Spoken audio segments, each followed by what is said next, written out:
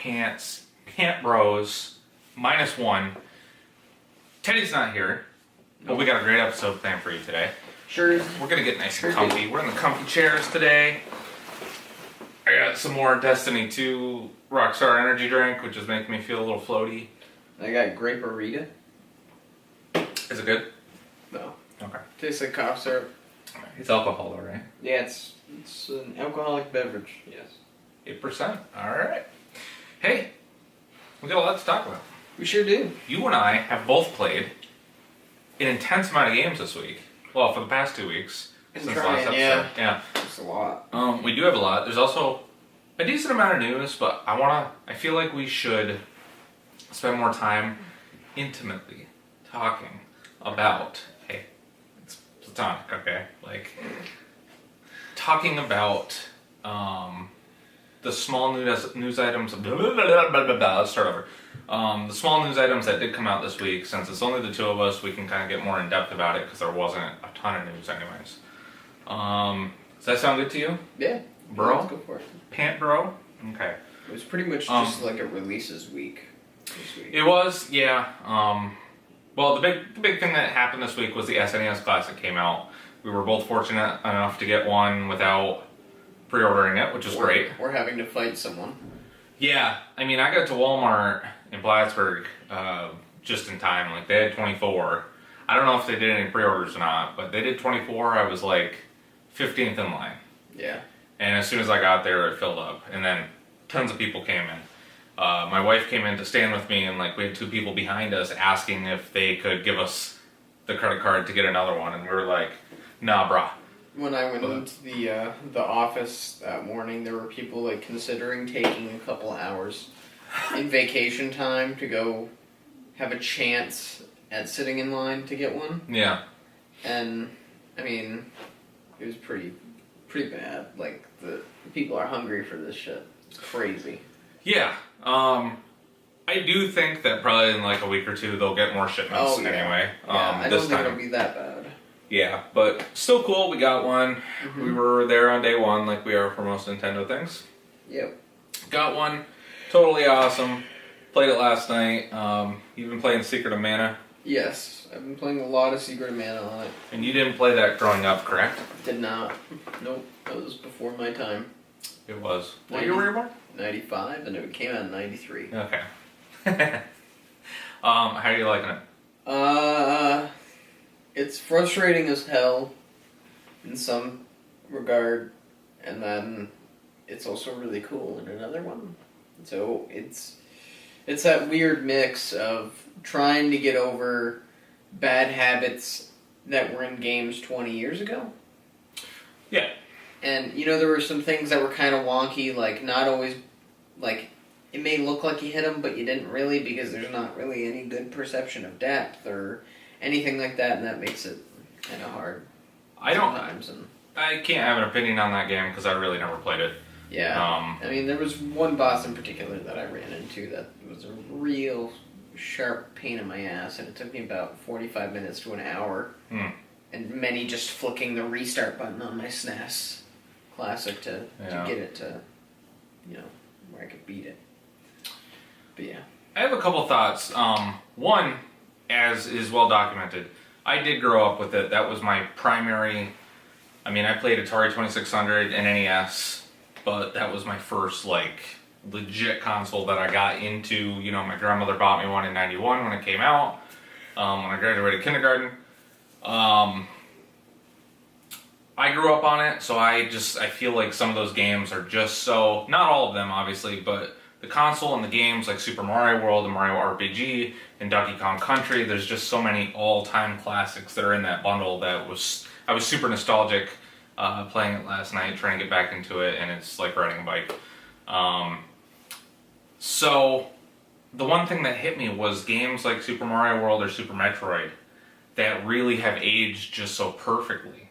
Whereas some games on like NES didn't, because they didn't really have a fluid game design that was universal at the time, where like, you know, like they almost switched, the old story goes, they almost switched the jump button for Mario to be A instead of B. Or, I mean, B instead of A, so that you couldn't hold run. You know what I mean? It would have changed the entire control scheme of the game, and the yeah. landscape of gaming too, because that's the traditional, it's Mario. B to run and A to jump. But by the time the Super Nintendo came out, Nintendo had perfected their craft, and so did other companies like Konami and Squaresoft at the time, and they were just making awesome RPGs that are on that console and in that bundle. Final Fantasy III, also known as Final Fantasy VI, is my next victim. Yeah, you'll love that. After Mana. I never actually, out of all of them, Final Fantasy III for us and 6 for Japan has been the elusive Final Fantasy that I've never really played. A lot of people consider that the best one. And I want to see why. I'm genuinely curious. I've seen the very beginning of it and stuff like that, but I'm not. I don't know what's going to hook me about it. Yep. Yeah. Little note before we move on. And actually, we can have this conversation live on the camera. Why not?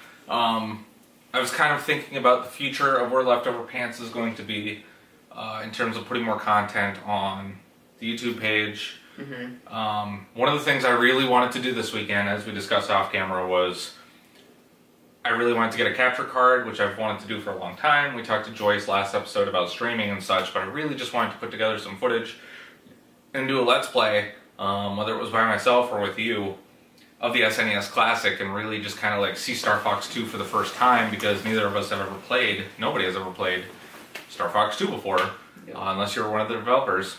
Or you emulated it. Yeah, but that wasn't a finished version of the game. Yeah. Even those carts weren't finished. Nobody played the legit version of Star Fox 2. Would have been really cool to get like our first reactions playing it and stuff, and put up a little feature on the YouTube page. Still plan on doing that if you're interested. It's just not going to be as cool because it won't be the weekend that it came out.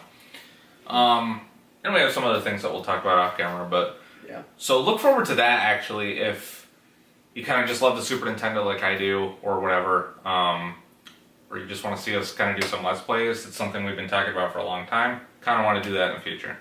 Yeah. You tired? No, I'm good. You look a little tired. I look it, but I am fully here. Okay. Any other thoughts on the SNES Classic? I wish there was a way to get to the home screen and set your restore point besides having to physically reach over and hit the reset button. But besides that, That is really strange, yeah. My complaint is the little flap on the front of... it's cool that they made it look like a SNES, yeah. Yeah, but the flap is awkward. I feel like I'm going to break it off. Yeah, I know, I agree. But to be frank, it's probably going to stay right there and never ever be touched mine's again. not moving either. Mine's going to be there for a long time. I have mine hooked up to my ultra-wide. Yeah. But yeah. One more thing that I want to say. Mm-hmm. I'll talk about it more when I do make that video, but having grown up during that era and knowing how many incredible classics were on that platform. And I know there's a lot of rights issues, so they couldn't put like Battletoads on it and stuff. Obviously Microsoft owns Battletoads now. Or something like Double Dragon, which has went through 3 or 4 different owners. Of different owners, yeah. But there are some games that absolutely had to be on that collection. Like, I understand they needed Donkey Kong Country, but like Donkey Kong Country 2, 3 is my favorite, but 2 was like one of the biggest Super Nintendo games of all time. So there's no reason why that game couldn't have been on there. That's a huge hole in the collection. Oh shit, what was the other one that I really had a problem with? I was really surprised that Chrono Trigger was on it. Yeah, Chrono Trigger. I've never gotten into that, but that's an all-time. Chrono Trigger? And it's not like there's not Square games on it. Yeah, I know, right? There's 2 Square games. Yeah, and they did Mario RPG. Final Fantasy III was a must, but it's not like Square didn't contribute to this collection. I thought it was cool. Konami, who really doesn't do anything in the gaming business anymore. Or not at least anything of relevance. Yeah, They let them use Super Castlevania 3. 4. 4. Yeah, and that was close to launch. It's not a bad game, it's actually a really good game. But it's just kind of weird that... Contra 2, Alien Wars. Contra 3, yeah. Contra 2. Oh, Contra as well. Yeah. Yeah. I mean, Konami was a very integral player in the Super NES's success back in the 90s, but I think it's kind of cool that Konami contributed to it, and like their games are on full display. And something I would really like to point out too is you can tell with the Super Nintendo Classic who really was willing to contribute towards this console. Yeah.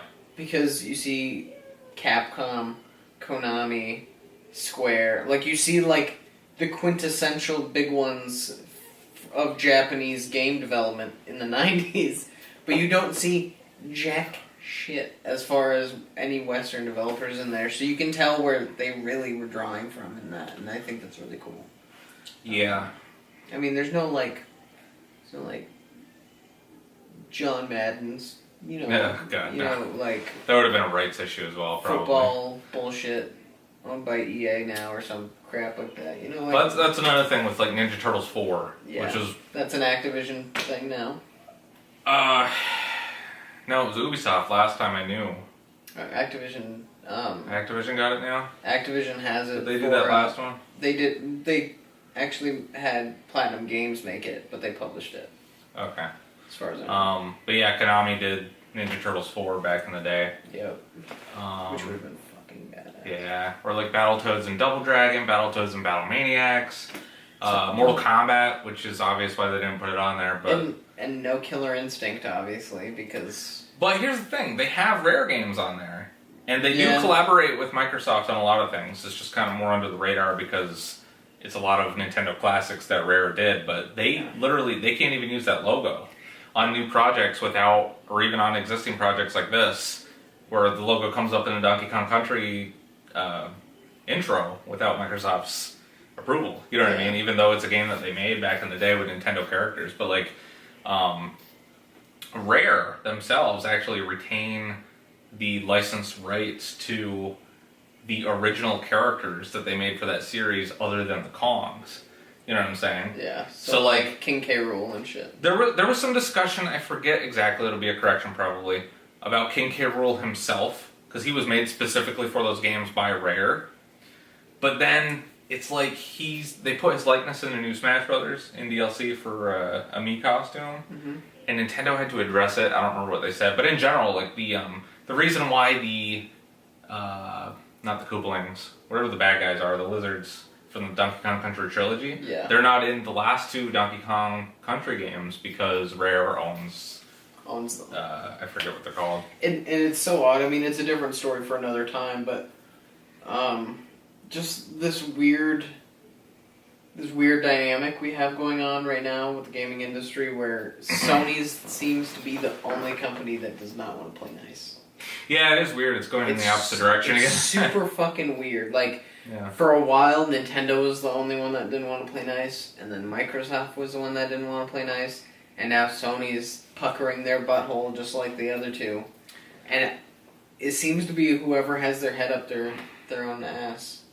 Did you see how Phil Spencer of Xbox, as well as the guys at Bethesda, congratulated Nintendo on the SNES? Super Nintendo, Skyrim. That's really cool. Oh, man. That's got to be an alternate box art for... That actually kind of got me to want to buy it on Switch, just because like that was so cool. Like, they obviously love Nintendo, and that's a pretty classy move.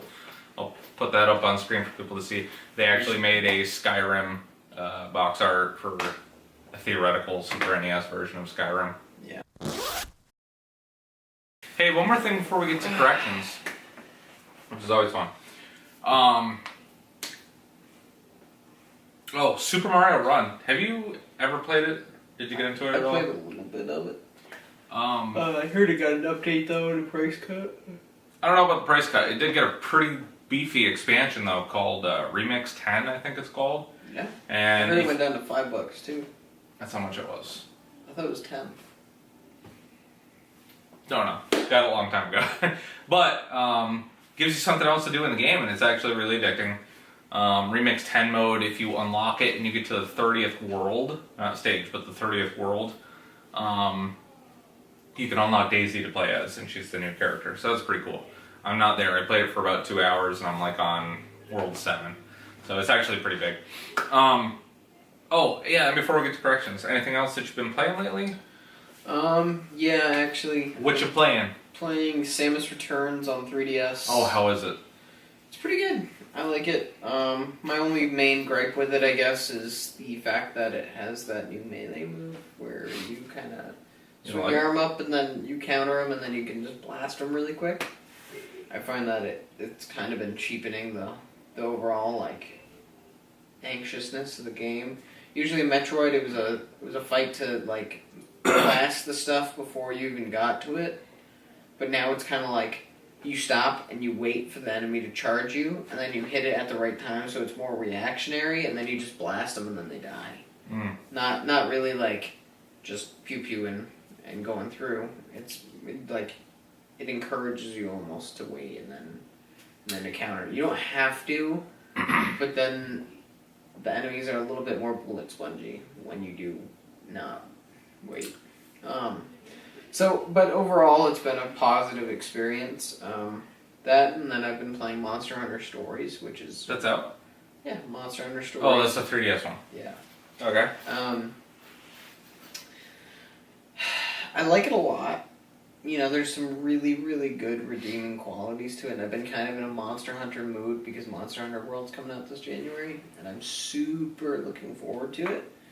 I haven't played a ton of Monster Hunter in my life, but the Monster Hunter that I have played, I've enjoyed a lot. But Monster Hunter Stories is more of a turn-based RPG with Pokemon elements in it. So the combat, I would liken it more towards the simplicity of Yokai Watch, and then the everything else would be very Pokemon-esque. I didn't know that. Yeah, it's very odd when you first think about it and when you first start playing it, but then it kind of falls into this rhythm and this flow that's really nice. Essentially, you run into monster dens and you steal eggs, and then you waddle out of this monster den with an egg and you bring it back to your town, and you hatch them, and then you can use them as like mounts and ride them, and then you can use them in battle.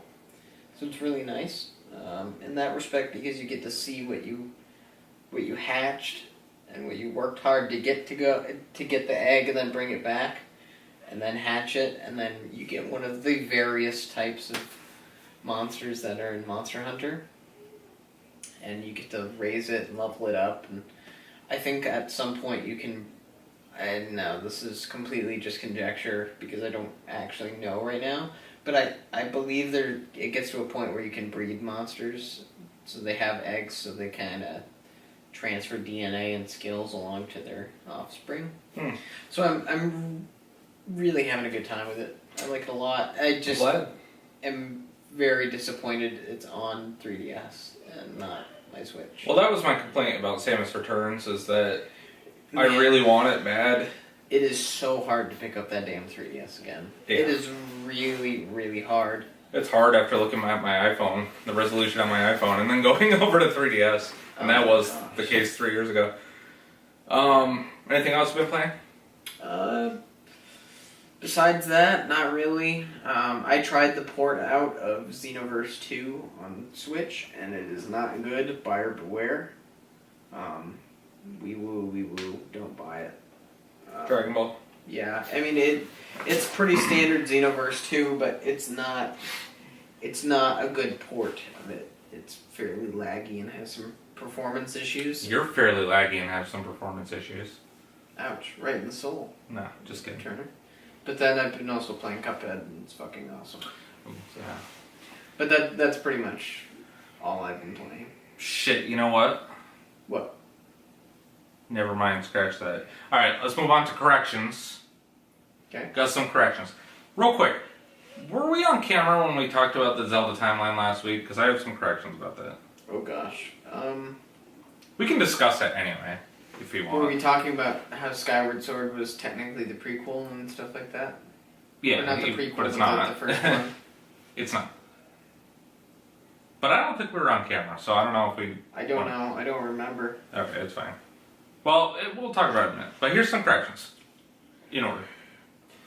Mario has appeared in games shirtless before. Remember that lit the internet out for like a day and then it was gone? Yep. Per Joyce pointed this out. He was actually shirtless in Mario and Luigi's Superstar Saga and didn't have nipples. So this is the first game that he has nipples on. So, in case you're interested. Very interesting. Friday the 13th, the game launched on all 3 platforms simultaneously on May 26th. We had said that it was out of order or something.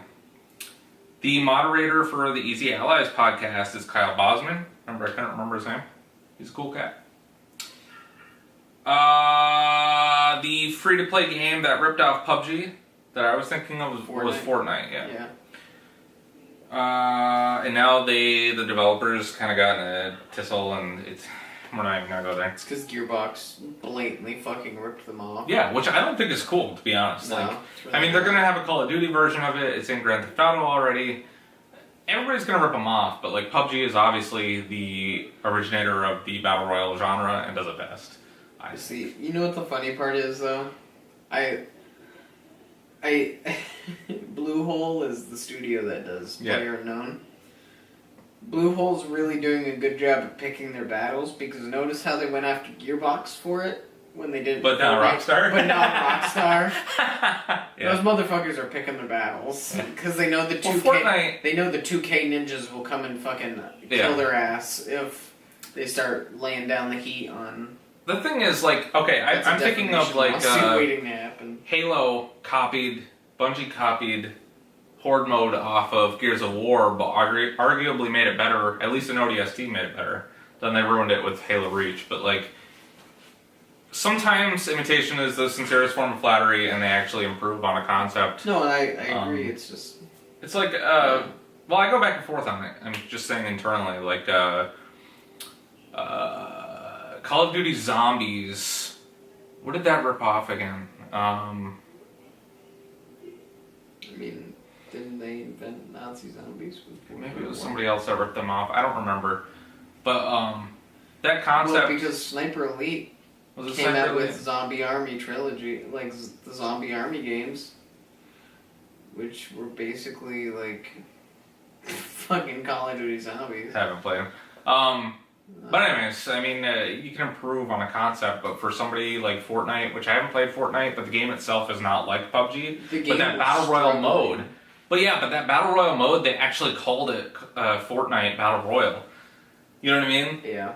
It's just, whatever. Alright, moving on. One other thing, too, was Fortnite was actually, like, struggling really fucking bad. And it's just picked up the tiniest bit amount of steam purely because of that fucking Battle Royale mode. It actually had a big bump, but part of the problem before that was the pricing structure.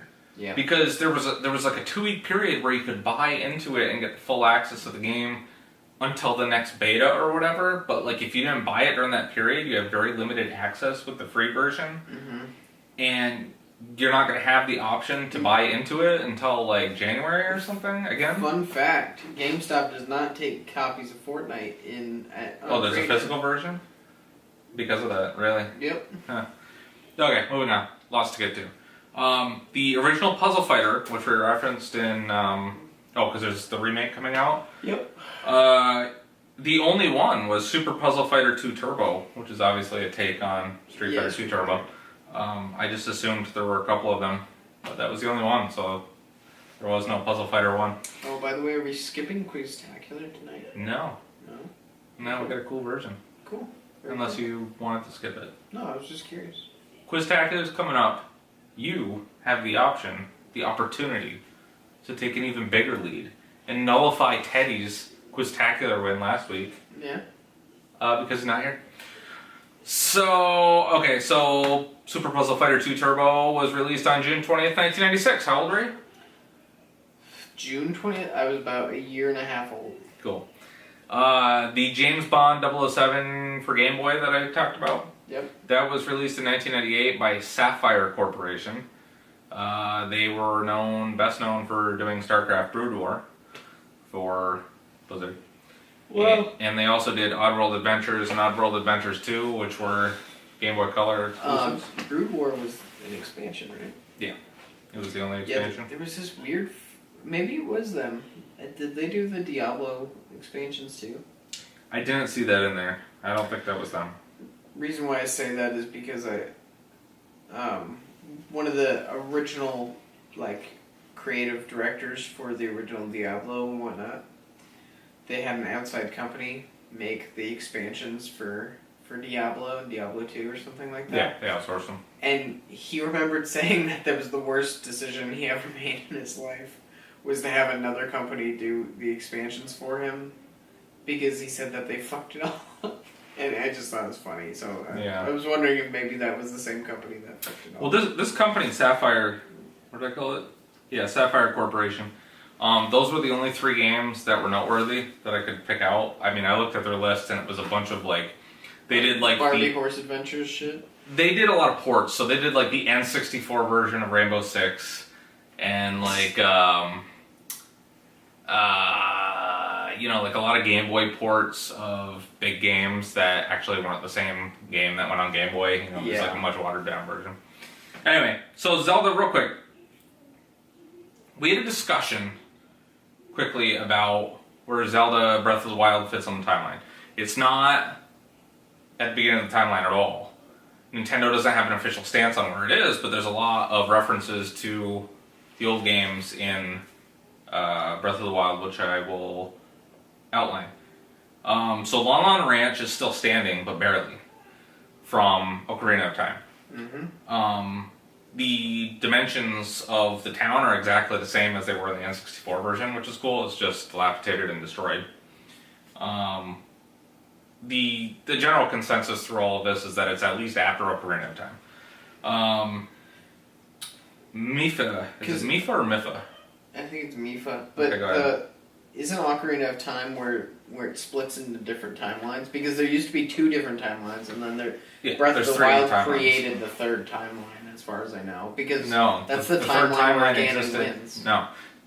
Yeah, but the 3rd timeline existed before this, because it was officially... The only time Nintendo officially talked about the timeline was with the Legend of Zelda... Hyrule Historia. Which came out before Breath of the Wild. Yeah. But, Ocarina of Time split the boyhood timeline, because at the end of Ocarina of Time, Zelda returned him back to when he was a child, and technically none of that ever happened, but it did, and it branched. There'll be a correction for next time where the 3rd timeline comes from, I don't remember. But technically, the ones before Ocarina, meaning Skyward Sword, Twilight Princess, and Ocarina at the very least, are on every timeline, because that's before it splits. You know what I'm saying? But let me go through these real quick. Mipha wears a piece of jewelry referencing Zora's sapphire from Ocarina of Time, which also later appeared on Melody's clothing in The Wind Waker. Zelda makes a reference to Fi, speaking to her from within the Master Sword, which means it was after Skyward Sword because she was trapped. Fi becomes the Master Sword. Yeah. She makes several references in Breath of the Wild of the sword speaking to her. Zelda is also the first of her bloodline to get her powers from the Spring of Wisdom in Skyward Sword. And she referenced that when you go to the Spring of Wisdom in Breath of the Wild, in the flashback. Even though it's not the same Zelda, but she's saying her ancestor did. Yep. The character of Impa makes constant references to her previous adventures protecting Princess Zelda as a Sheikah, yet her family wasn't involved with the Sheikah until Ocarina of Time. Her ancestor was a royal nursemaid. And also Impa's ancient as fuck, and she's young in the other. Yeah, but it's not always the same Impa, right? Yeah. But yeah, that one definitely was one of the Impas at least. Yeah. Which is just so cool. As the desecrated Skyloft statue from the goddess Hylia can be found in Breath of the Wild's overworld map near the Temple of Time, which fell out of Skyloft in Skyward Sword. Another really funny thing is, forget exactly where, but they make a mention of Ganon's horse and where he rode it in Hyrule Field and stuff like that. Yeah, and the whole battle with Ganon at the end, spoilers. And then you can get his horse. Yeah, but I was going to say the light arrows and stuff fighting him in the field is a direct reference to... I mean, it's more of like a reference, like an Easter egg kind of like, hey, remember this. But there's a lot of that in Breath of the Wild, but there's also a lot of locations and stuff that are obvious references to, whether it's canon or not, to all different areas from a lot of different Zelda games. Just for the sheer, like, nostalgia recognizable factor, that's why they do that. Yeah, that doesn't necessarily mean... Yeah, it doesn't incur actual canonness of something. It's like putting the amiibo of Wolf Link. You know what I mean? Like it's not really canon, but it's kind of cool that they put it in there. The Temple of Time itself, obviously, on the what's the beginning area of Breath of the Wild? The Great Plateau. The Great Plateau. It's obviously the same one. It's just destroyed. It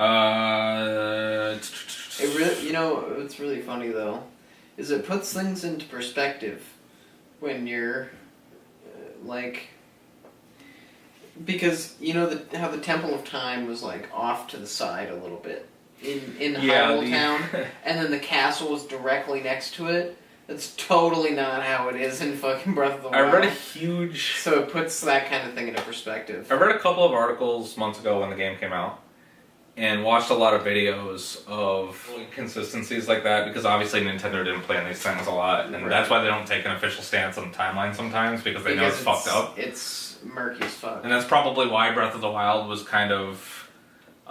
didn't directly reference a lot of stuff, because they didn't want to accidentally fuck up. Yeah, they didn't want to be like, there's someone they've done that before. They don't want to be like, there's someone named Fee in the sword, or some fucking bullshit like that. Then everybody would be like, what the fuck? And then it just confuses everyone. Because there's a lot of nerds like ourselves that like to research this stuff. Sorry, just stretching. Couple more. The Temple of Time did that. Both Zelda and Rito make reference to a previous Link's adventure in Skyward Sword, Twilight Princess, and Ocarina of Time in one of the flashbacks. That's the famous one. Yep. Could just be a reference to the titles, but it's there for a reason. Ganon's origin is explained in Skyward Sword's ending. Yet Zelda makes reference to him returning to Hyrule in Breath of the Wild, meaning it wasn't his first trip there when he captures her at the beginning. Also in Breath of the Wild, Urbosa mentions that Ganon once belonged to the Gerudo, but the only one that he was a member of the Gerudo was in Ocarina of Time. Yeah, because he wasn't the Gerudo king. Yeah, he had nothing to do with that.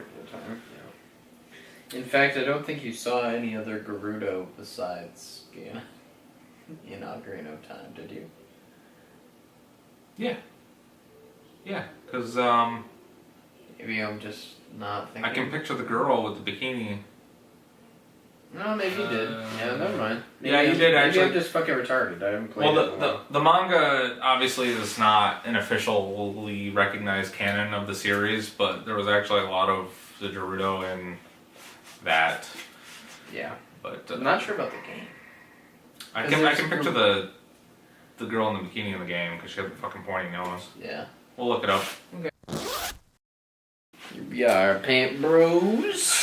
So, if anybody's noticed, when we do the new release calendar, I don't name every release that comes out. Oh god, no, because it'd be stupid for... Yeah, there's a lot this month coming out. And also, some of them don't matter. Yeah. Okay? So, this week, we've got... Some games don't matter. Someday, they just don't. We got Mario and Luigi Superstar Saga plus Bowser's Minions coming to 3DS on October 6th. We've got Middle-earth Shadow of War multi-platform on October 10th. Yeah, which is weird because the first one was so huge. But well, nobody cares this time. There was so much controversy swirling around Shadow of War that I became disinterested. What do you mean? Because, oh, you didn't hear? I don't know. The game is basically pay to win. So. Oh, I heard about the loot boxes. I love loot boxes. I don't care. I like microtransactions. Wow, that's pretty I like them. I mean, it makes sense for things like Overwatch where it doesn't affect the gameplay. Right, but the whole thing with Shadow of War is that you get benefits to gameplay. Yeah. I mean, it's a single-player game. Yeah. Like, well, it's it kind does of have more a multiplayer war feature, though. Oh, really? Yeah. But mainly the microtransactions are to improve your standing in the single-player game. No. It's actually for the multiplayer. Because you get runes that make your... Oh, I thought the controversy was over the fact that No. you could become so much more powerful in the single-player campaign. No. It's because it's like you literally can buy packs of runes that make you stronger for multiplayer, so you can just... Oh yeah, people aren't like that. So you can just stomp the ever-loving garbage out of people. Let's be honest though, for games like that, where there's a multiplayer component, I'm not saying it's shoehorned in, but like that multiplayer is not going to last. No. It's not Overwatch, you know what I'm saying? Like Overwatch, and then everybody wants a multiplayer. It's like when they added multiplayer to Bioshock 2. They were trying to be Halo, you know? And nobody played it a month after the game came out. Yeah, and then I guess the other big thing was them trying to profit off of a dead man, which was a big thing. Tolkien? No, WB. Basically, one of the team members at Monolith that was helping make the game, he died. He had like brain cancer or something like that, and he died. So they were making a charity DLC.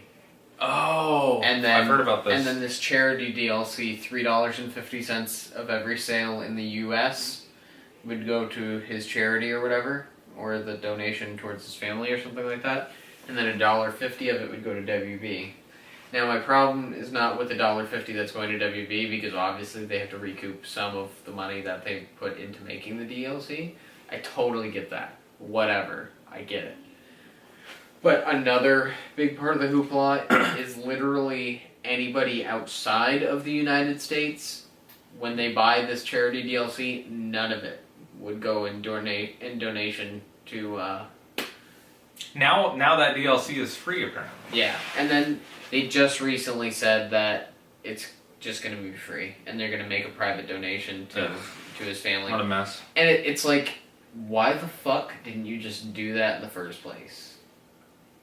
What the fuck, WB? Are you hurting for cash that bad, WB? I really doubt you are, WB. They need to eat a dick. And I'm not buying Shadow of War because of those things.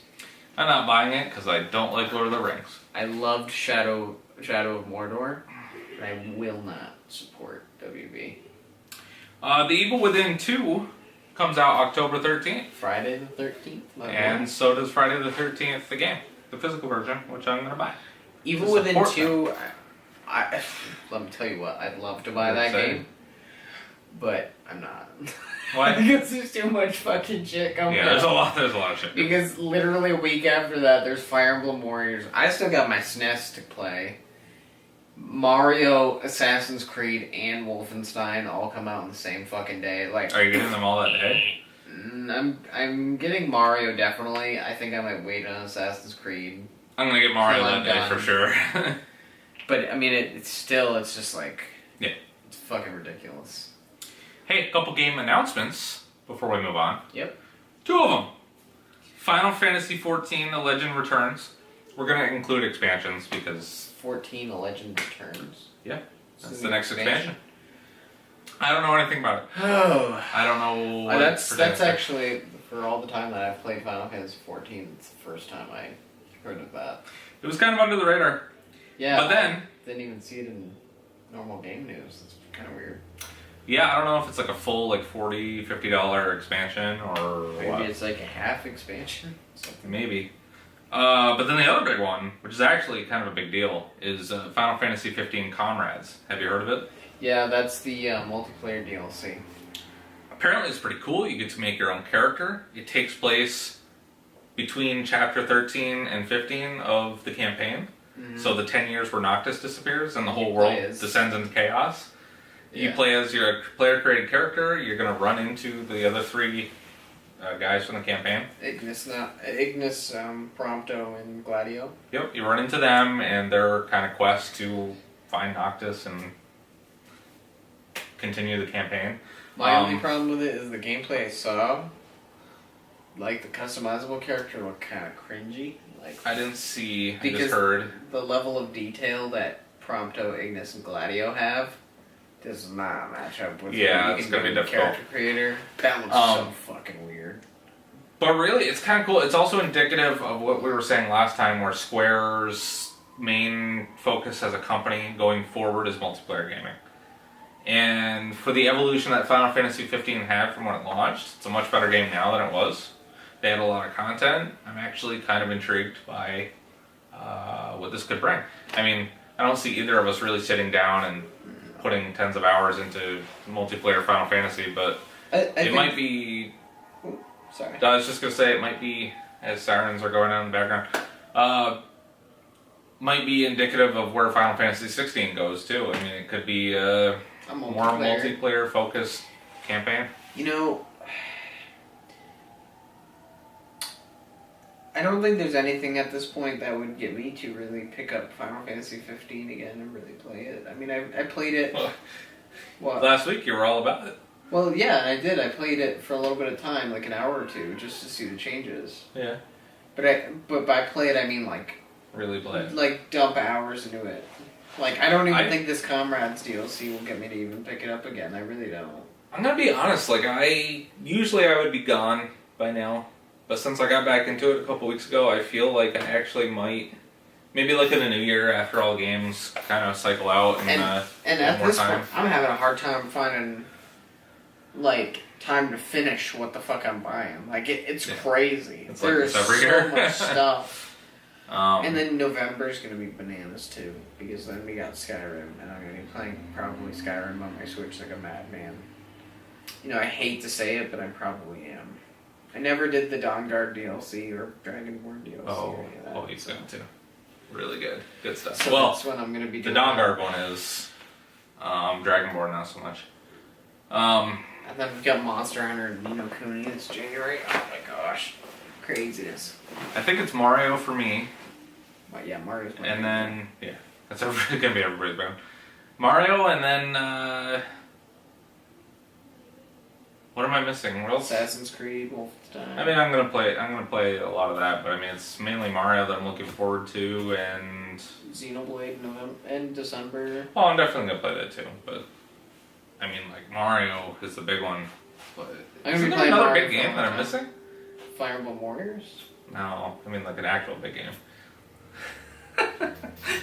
No, I mean like Modern Warfare levels. Like, there's something that's what the fuck is coming out in November. I don't care about World War II. I don't have the calendar in front of me. Shit, there's something else big. I don't know what the fuck you're talking about. Fuck. I don't know. Yeah, if it comes up, it comes up. Yeah, I have no fucking clue. Maybe I'm just thinking of Assassin's Creed or something. Mario's the main thing for both of us and I'm most of the world. I'm gonna be playing it for a fucking month, so I don't even give a shit. Yep. Okay, let's move on. Gotta try that demo at Best Buy. Yeah. I'm gonna go in. I swore off Best Buy forever this week. And then, well, I'll be back. I won't go public on the podcast about it, but I was not pleased. Okay, so we did corrections. We did the new releases. We did the game announcements. Now we've got some news, bud. You ready to talk about stuff? Yeah. Yeah, you good? You awake? I'm good. Because I'm kind of waking up now. I've had 2 rock stars. Had some KFC today. Yeah. Maybe that's why I feel like shit. I don't know. I feel Alright. like garbage every time. So we've KFC makes me feel like shit. yeah, I had the new Georgia Gold honey mustard Yeah. mix. Right. I've had it for dinner last night and then dinner tonight. Ooh. I mean, it's really good, but that with 2 monsters or 2 rock stars, falls through you. I don't know, man. All right, here's some news. You ready for some news? Yes. Ready to talk about stuff? Let me get comfy. Okay. Now, you're not a big horror movie guy, but they announced last week that Leatherface from the Texas Chainsaw Massacre, he's in Dead by Daylight now. Oh, he's released? Yeah, I think he's out already. Apparently he's really cool. I used to love those movies. Well, no. I'm a big horror movie guy. We don't have to go on a tangent, but Texas Chainsaw Massacre as a whole, they're iconic. Now there's 9 of them, and there's probably 2 of them that are... 9. Yeah. Holy fuck. Here's the thing about Texas Chainsaw Massacre, okay? I think I've seen the one. I think I've only seen one of them. Well, there's only 2 that are good. They for being as iconic as they are, they really... I mean, the highs were pretty high, and then the lows were like.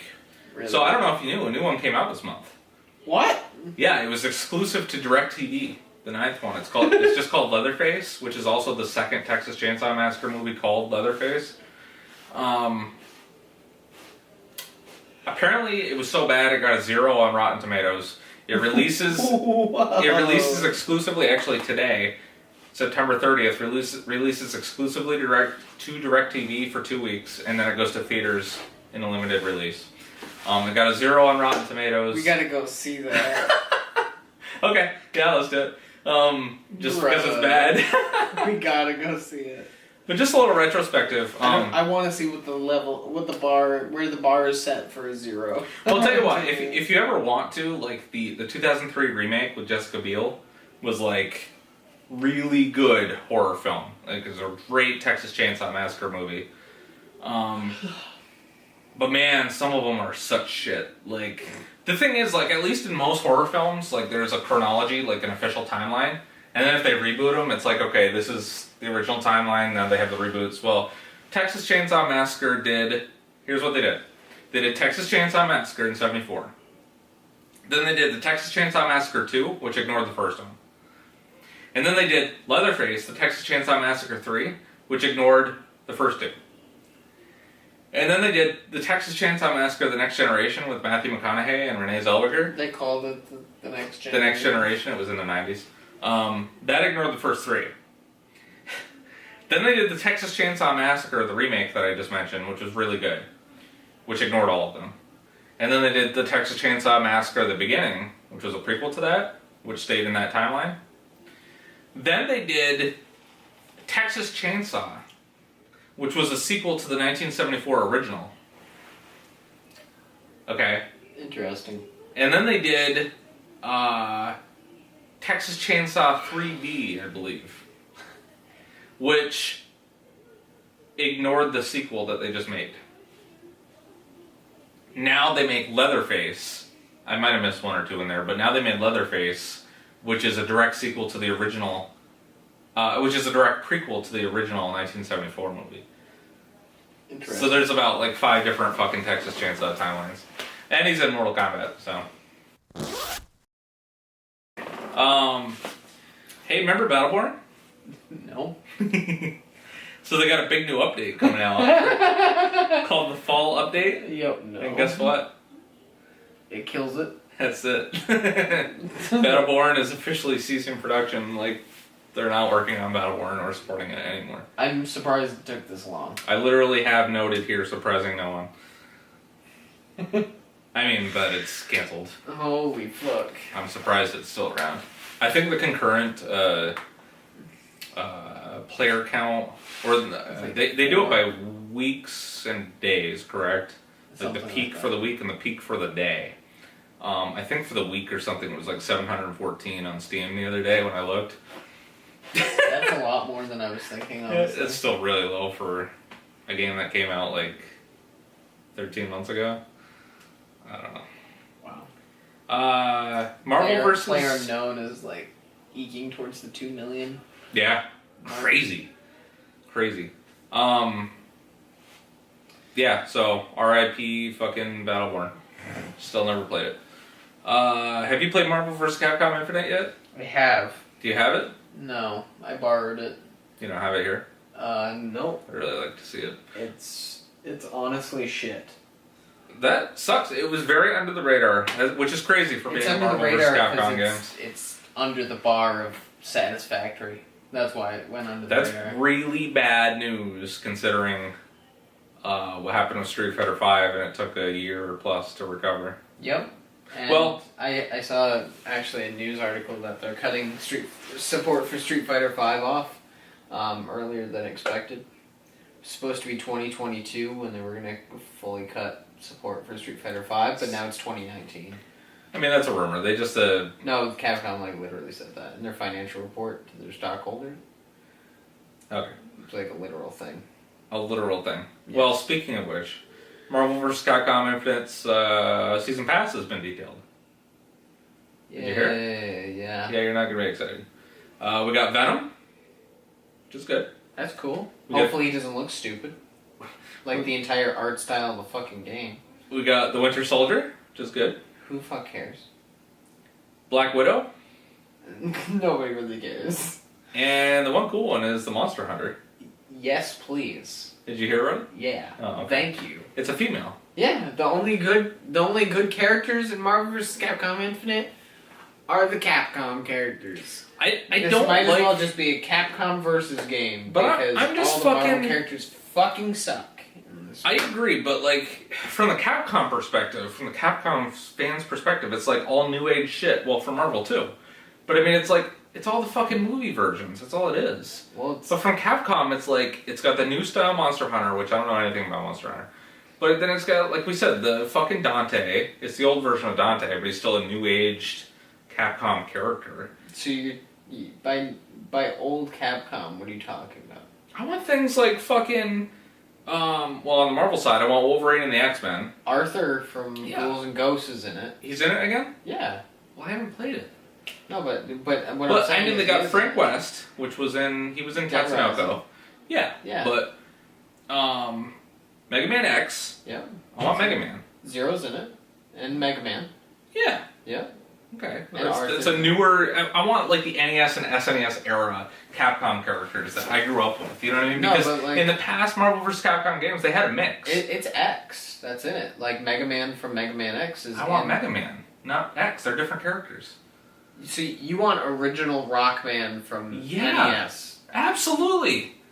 He's been in them before. He was in MVC 2, 1 and 2, and I think 3. So you're talking about like the one with roll and everything, right? Yeah, like classic Mega Man. He's kind of doofy. I like X a lot more. The more you can do with X. Anyway, Strider. Is Strider in it? Yeah. He's in it? Yeah. How about... Firebrand? Yes. Who the fuck is Firebrand? Is it from Marvel? No, it's a Capcom character. You don't know who Firebrand is? From what? Um, Rival Schools? No. Fucking Darkstalkers? No. I think he was a spin-off game for Ghouls and Ghosts. It was, I don't know. Fuck, who... I'll put it in the corrections. Yeah, I don't forget exactly what it was, but Jeddah and Morrigan from Darkstalkers are in Well, it. Morgan has to be. Um, She's iconic at this point. uh, And she's only been in those games pretty much since Darkstalkers. So they're honestly doing a really good job. I mean, they're adding... you just shit all over it. Now you're saying, they did a really good job with the Capcom characters. That's why I said the only good characters in this game are the Capcom characters. Well, you have played it more than I have, so. I played it for like 30 minutes and I couldn't stand 30 minutes more than me. I couldn't stand playing it for more than that time. I also think it's really a fucking huge bad. cop-out that the villain in the game is a combination of Sigma and Ultron. They did the Mortal Kombat versus DC thing, where they combined Shao Kahn and Darkseid into Dark Dark Kahn. Shao Kahn, yeah. Stupid. Fucking stupid. No good ideas left. If you pre-ordered, I guess, or some fucking weird thing, Sigma is going to be playable.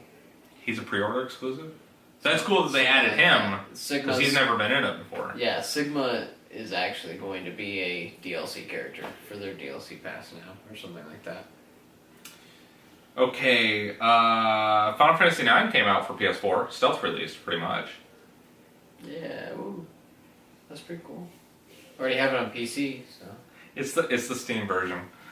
I never liked 9, I never got into it. It came out in what, 2000 or 2001? It was like so close to the PS2 launch, so I didn't even fucking I didn't even fucking play it much. So that's out. People are excited. Phil Spencer has been promoted. He used to be the head of Vice Xbox. President of Gaming now. He is the Executive Vice President of Gaming at Microsoft, and he reports directly to the CEO. Yep. Good for him. I think he's earned it. But that also brings up the question, like we keep mentioning, You're going to just merge Windows if they're 10 just going and to Xbox. merge. Yeah. I think it's totally bound to happen. They're even, like... They're realigning mentioning themselves. It. Yeah. Yep. I think Xbox probably, after the One X, is probably going to be a thing of the past. Not necessarily they're the just gonna branding of the yeah. Xbox. I think the whole notion of what is an Xbox is going to change. Yep. It's going to be PCs. It's going to be the platform, the software. It's going to be an all-in-one desktop that you buy at Best Buy. And the Windows Store, they're going to have a huge push for the Windows Store. Yep. Which I think it's a good business move, honestly. Yeah, I mean, yeah. They that's have the way such they a station focus. their hardware. They have such a focus on horsepower and the graphics of a game, and just like uncapping the frame rate in different games, and like making Forza look fucking beautiful with all the weather effects, and it lines up well for them. They really always have kind of been about that. The original Xbox was very much your Super machine, powered, yeah. and you can do what you want on it. For fuck's sake, that game was running games in 720p and 1080p. Like, What is? the original Xbox could play games in 720p. 480p. No, 720p. You can. That could be a We'll correct it correction. for next week. Not 1080. I misspoke when I said 1080, but it was actually playing some games in 720p. Okay. It can natively display in 720p. No, I'm shitting you. You're ready? No, we're gonna continue. We'll do Okay. it after. No, I'm gonna stealth look this up. Okay. Square Enix announced their focus moving forward is on multiplayer games, which we've covered. South Park, The Fractured But Whole, has gone gold, so it is actually going to make its release date. Is that this year or in the spring? That's actually this November. I think it's Holy the 13th or the 17th or something. So much coming out. The classic Duke controller from the original Xbox is officially greenlit. It's coming to Xbox One. That's pretty cool. I like the old one. A new character and world is coming to Super Mario Run. Already talked about that. Haven't unlocked Daisy yet, but she's in there. There will be no new Diablo 3 announcements at BlizzCon. And the Atari box will cost $300. Holy fucking Toledo. Did you hear about that? No.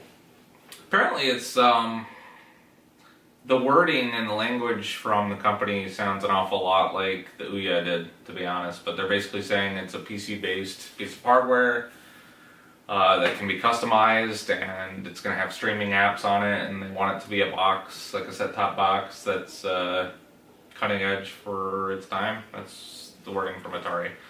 Wow, motherfucker. Weird. I mean, it looks neat. It looks new, but it also has that wooden... what the guts are? Yeah. I don't think so.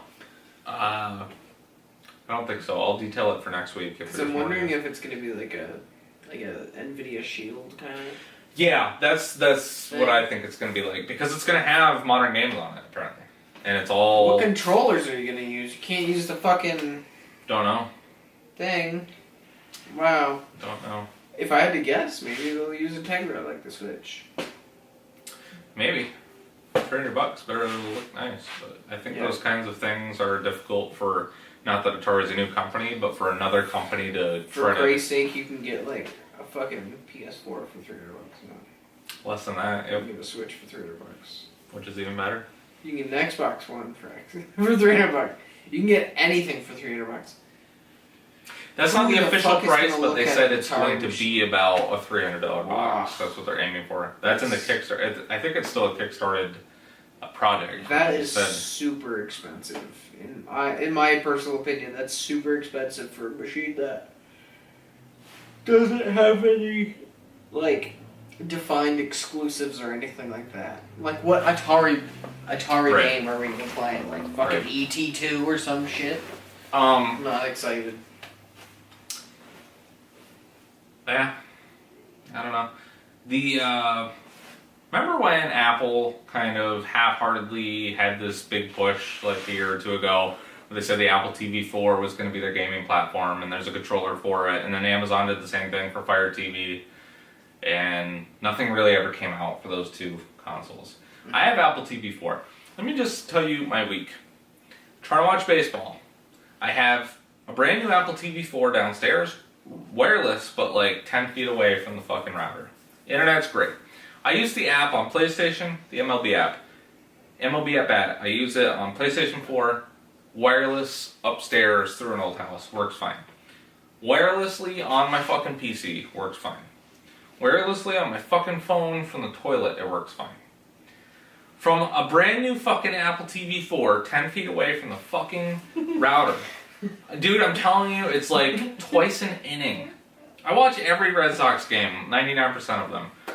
Every fucking inning, it's freezing up or it's just crashing. So you'd think, oh, it might be just that Apple TV 4. No, well, I have another one upstairs. Well, it sounds like it would be that. It's probably the app, but sometimes it does it for Netflix too now. And it's a new thing. It never used to do this in our old apartment. Well, fucking upstairs, we have the other Apple TV 4 that never had any problems, and it's doing the same shit. Wow. So... Motherfucker. Yeah, Did but... you give an update recently? No, it updates automatically, but I don't know. I don't know what the issue is. It probably is an app thing, which is inexcusable. For something as big as Major League Baseball and Apple. And Apple. Yeah. But on my phone, works fine. You know, on Windows, works fine. PlayStation works fine. Anyway, I was so irritated, and I'm an Apple guy, so irritated this week that I had 2 Google Chromecasts in my hand. Oh. And was very close to saying, bringing these home and trading the fucking Apple TVs in GameStop. Well, I thought better of it, and I'm like, let me check my wife's TV. She doesn't have a USB port in the TV upstairs. They just go into HDMI's. I think it's a USB dongle. Chromecast go through HDMI. Really? Yep. Maybe I'll go back and get them then, because son of a bitch, I was mad, but anyway. Yep. Anything else to add? Nope. No? You don't want to have more conversation this week? No. Anything gaming-wise you want to talk about before we go to Quiztacular 15? Not really. Besides, games are gonna fucking kick ass. I gotta start paying some of them off. Dude, it's gonna be fucking retarded. I'm gonna be poor as fuck. So many games. So many games. The SNES Classic was a whim thing. I was like, if I can get it, I'll use my credit card for it, but... Yeah, sure. Yeah, I think we got another 2 weeks. The October games will start coming out. Just as a heads up, it's completely possible. Nothing's confirmed yet. But, towards the end of October, around the 28th, 29th, I may not be on that episode of the podcast. Okay, why? You going somewhere? Yeah, my sister offered me to go to Universal. Oh, with cool. her. Florida or Yeah, California? Florida. Nice. So, There's a lot more rides on the Universal in Florida. Yeah, it depends on how everything goes. Sure. The We'll time probably off just situation. we'll either skip that week or maybe Teddy and I'll Do something special or whatever. yeah. Yeah, we'll do something. We'll figure it out. Just thought I'd let you know in advance. Though, Yeah. For the audience. It's alright. If we gotta skip one, it's not the first time. Gotcha. Going into the future, do want to start to put, as both of our jobs kind of stabilize and we have a little bit more time, or at least we can have better time Attempts to management. have more time. Yeah. Yeah. Well, I've been lucky. I've been playing more games lately, even though I'm still working 2 jobs. Same. Yeah, that's right. I do want to get more content on the page. Well, maybe we'll talk more off camera about the future of Leftover Pants, but big things are planned, big things we want to do. And there it goes. Just played some Super Mario World. Just played some Super Mario World, took a break. We have a Quiztacular here. We sure do. You have an opportunity. One, because the audience demands a Quiztacular. Every week. And 2, yes. And 2, because Teddy isn't here, I believe what the old rule was, that you have to get half the questions right on the Quiztacular for it to count as a win for you. I believe so. Okay? Yep. So this is what we're going to do. Quiztacular number 15. Matt, you have 7 wins, correct? I believe so. You can make it 8. Yeah, boy. Here we go. Let's do it. Question number 1. Shenmue. I call it Shenmue. Some people call it Shenmue. Shenmue. Well, I'm saying Shenmue. I also used to call Tekken Tekken when I was a kid. Didn't know. It's weird. So I went to GameStop, asked for Tekken 2, and they said, "You mean Tekken?" I'm like, is that how you pronounce it? And they're like, "Yeah, we don't have Tekken 2." And I'm like, I guess I'll just get Tekken 3 then. Got Tekken 2 later, and now here I am. Gotcha. Shenmue. Tekken for life, bro. Shenmue began its development as an adventure game set in what existing Sega universe? Was it Virtua Fighter? Was it Outrun? Was it Fighters Megamix? Or was it Yakuza? Shenmue began its development as an adventure game set in what existing universe? Virtua Fighter, Outrun, Fighters Megamix, or Yakuza? If I had to guess, just from parallels, I would probably say Yakuza. Final answer. That is incorrect. It's Virtua Fighter? It is. Oh, fuck. Yakuza didn't come out until Yeah, well into the PS2's life cycle. That was the problem that I was running into. I was like, was there a Yakuza game before that? Yakuza is basically the spiritual successor to Shenmue. Like, they're very much the same. Just a lot more violent. Shenmue began development as a Virtual Fighter adventure game. Yeah. And then it has the same art style and stuff. And actually, when you get into some of the boss battles, it turns into a 2D style fighter, or not side scroller. I was battling with myself as to which one it was. Yeah, definitely Virtual Fighter. Yep. Continuing on question number 2. This would have been a good one if this Hulk was tagged. It would have been a good one if he was here with us. The infamous blue shell is an offensive item used in Mario Kart, which homes in on the player currently in first place in a race and bombs them. Which entry in the series did it make its first appearance in? Was it Super Mario Kart on Super NES? Was it Mario Kart 64 on Nintendo 64? Was it Mario Kart Double Dash on Nintendo GameCube? Or Mario Kart Super Circuit on Game Boy Advance? The blue shell from Mario Kart made its first appearance. Double Dash Final Answer. No, it was Mario Kart 64 on N64. Son of a bitch. But it was super rare.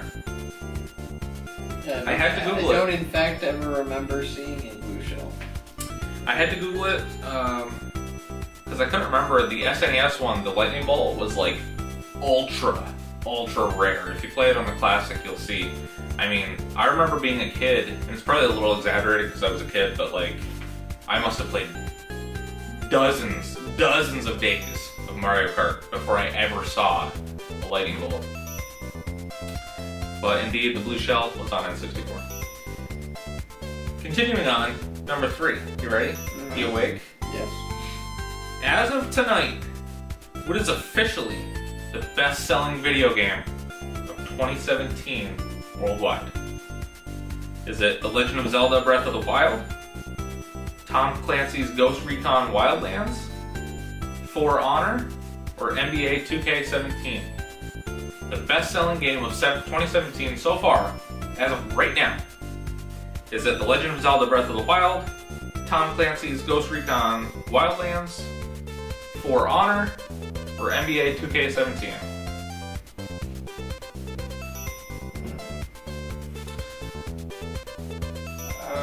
As much as I want it to be Breath of the Wild, it's not Breath of the Wild. Let's say... For Honor? Final answer? No, it is Tom Clancy's Ghost Recon Wildlands. God, that's so fucking terrible. I didn't want to believe it. At least it's not NBA 2K17. Jesus fucking Christ, that's awful. Continuing on. That game was horseshit. The score, that was so hyped up for a while. Oh my god, it was so trash. They thought it was like the next Destiny. Or no, that's the Division. Jesus God. Which of the following Resident Evil games are not real? Ready? Yep. Got some crazy Japanese style titling in the Resident Evil universe. Which one is not real? Resident Evil Outbreak File Number 2, Resident Evil The Mercenaries Versus, Resident Evil The Dark Side Chronicles, or Resident Evil Survivor The Missions? Which Resident Evil game is not real? Outbreak File Number 2, The Mercenaries Versus, The Dark Side Chronicles, or Survivor The Missions? Mercenaries versus Final Fantasy. No, it is Resident Evil Survivor The Missions. What? I made that up. There is a game called Resident Evil Survivor, and there is a game called Resident Evil The Missions. But not Survivor The Missions. Mercenaries Versus is on iOS.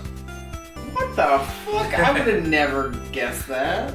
It's just the Mercenaries version, its own spin-off game with the Mercenaries mode. Wow, that's shitty. Okay, question number 5. The score is 0. I'm not doing good at all. So you can only miss one more. Which of the following video game sequels had the longest gap between releases? Alright. So I'm gonna give you pairs. The longest gap between releases. Was it Mafia and Mafia 2? Was it F-Zero and F-Zero X? Was it Alone in the Dark, The New Nightmare, and the reboot called Alone in the Dark?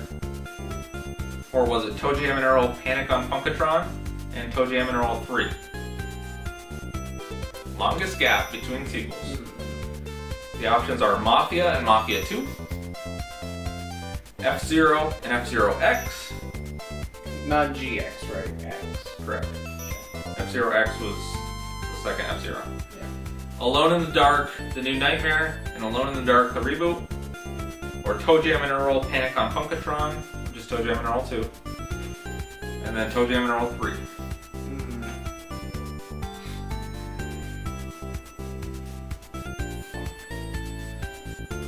I want to say it's Alone in the Dark really bad. Is that your final answer? No. But then Mafia also kind of makes sense. Sucks when I don't know anything about the games in question. I was trying to make more questions that would be even for the both of you. Yeah. But Teddy's not here. Oh, fuck. I'm gonna say Alone in the Dark final answer. It is not. That was a 7-year gap, but there were 9 years in between Toe Jam and Earl 2 and Toe Jam and Earl 3. Fuck, dude. Was Toe Jam and Earl 3, did that just come out like a couple years ago? No, that's 4. I don't even think it's out yet, actually. Oh. We saw that at PAX, didn't we? Yeah, that's 4. Toe Jam and Earl... Motherfucker, that's what I was thinking. I was like, wait, no, they... Which I gotta look that up. Toe Jam and Earl 3 was an Xbox Prime, regular Xbox exclusive. And they went 3D and they tried to make it all rappy, and it's actually not bad. Okay, wait. I think I still have a chance to win here on a technicality. I could get all of the next 5. Yeah. Correct. Yeah, you gotta sweep the rest though. Second half comeback. You ready? Question number 6. I can do it. There currently exist 5 mainline Golden Axe video games.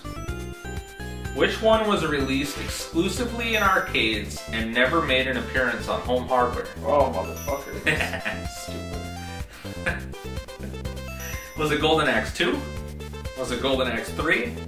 Was it Golden Axe The Revenge of the Death Adder? Or was it Golden Axe Beast Rider? Which one never came to home consoles in any capacity? Golden Axe 2, Golden Axe 3, Golden Axe Revenge of the Death Adder, or Golden Axe Beast Rider? I'd like to phone a friend. Okay. You know, I thought about putting the lifelines in, which would actually be I'd like to phone a friend. Okay, go ahead. Whoever you call first, when you, are you calling them or texting him? Calling him. Okay, before he says anything, ask him if it's okay if he can be recorded for the podcast. You look like you're texting. Oh, I was gonna ask him in text. If you can call him. Yeah. Go ahead. We'll come back to this question. Well, 1 second. Give me a second. okay.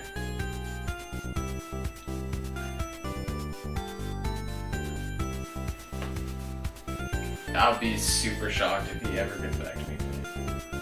But who knows? Let's see. Well, does he have red receipts on? No, it's Facebook. Yeah, it's Facebook.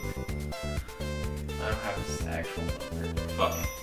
You gotta guess. Fuck him. We'll talk about lifelines next time. Wow, that's kind of douchey. Well, the next one is It's my right to phone a friend. The next one is Golden Axe. Okay, so what do I have to guess here? There currently exist 5 mainline Golden Axe games. Which one was released exclusively in arcades and never came to consoles or any home hardware at all?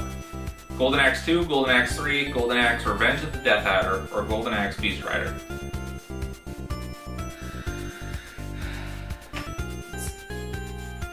Yeah, make a guess. Never came to home consoles, only in arcade. Remains an arcade exclusive to this day. Golden Axe 3, final answer. No. It was Golden Axe 2. No, it was Golden Axe, The Revenge of the Death Adder. Cocksucker. Fuck. I thought those were... Fuck. God damn it. Moving on, just for the fun of it. Damn it, Dave. I was messaging you in real time. Which Dave? Fuller. Oh, Dave wouldn't know that. Still. He was the only friend that I could phone. And he's fast asleep. It's That was midnight. Okay. Damn it. Dave. God damn it. We might put in lifelines. It'll be fun. Question 7, just for the fun of it. I'd like to phone a friend, Teddy. There currently exist 5 mainline Golden Axe video games. No, I already lost. Which one was released exclusively in Japan? Never came stateside. Golden Axe 2, Golden Axe 3, Golden Axe Revenge of the Death Adder, or Golden Axe Beast Rider? It did come later, or I believe it came later, but for many, many, many years, which one was Japanese exclusive? Golden Axe 2, 3, 4, or 5? I have no clue. I mean, I lost, so why don't we just leave these questions for the Well, viewers? you could Google this one, so I'll save the rest of the questions for next time. Alright.